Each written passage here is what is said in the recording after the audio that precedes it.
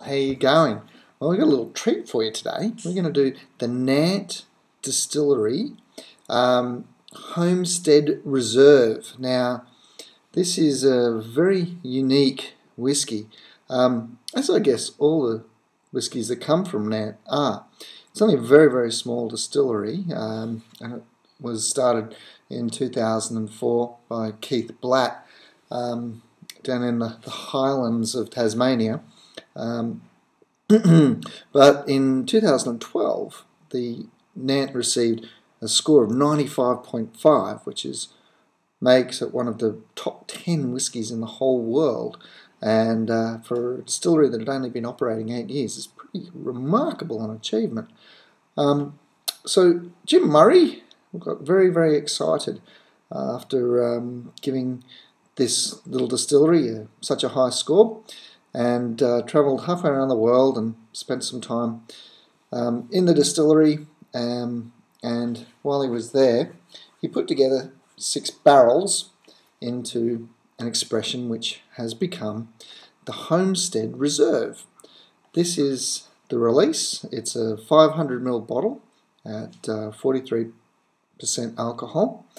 There's only 1,400 bottles in the whole world. So we're quite privileged to be trying this, and it's one of the advantages of being a member of the Single Malt Club.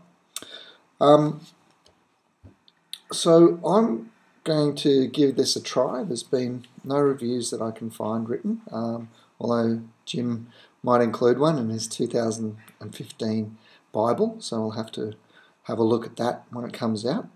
But we're doing this completely blind, so bear with me.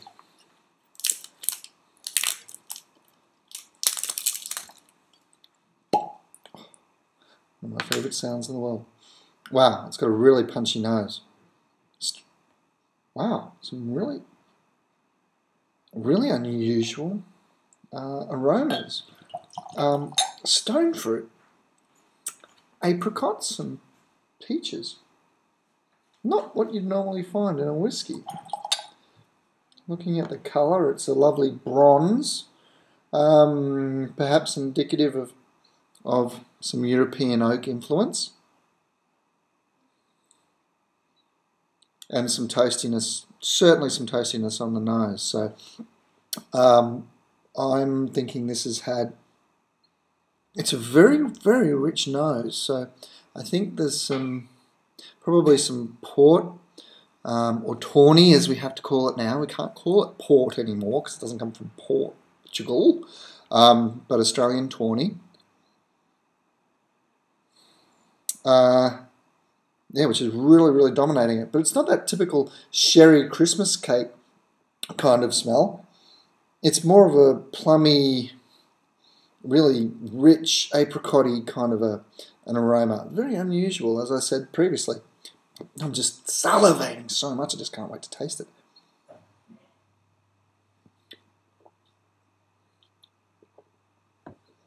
Well, that delivers on so many levels.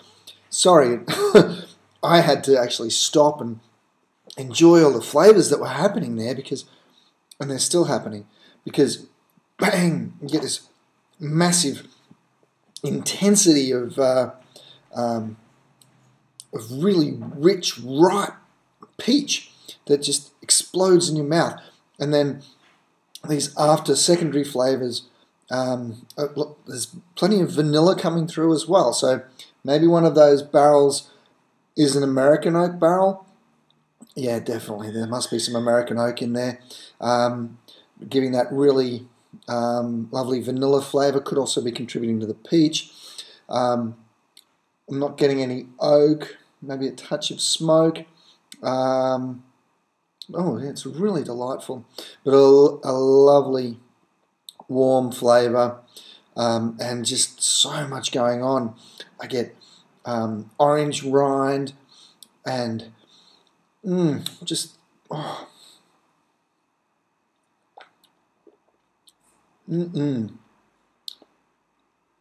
Look, it's a true whiskey too.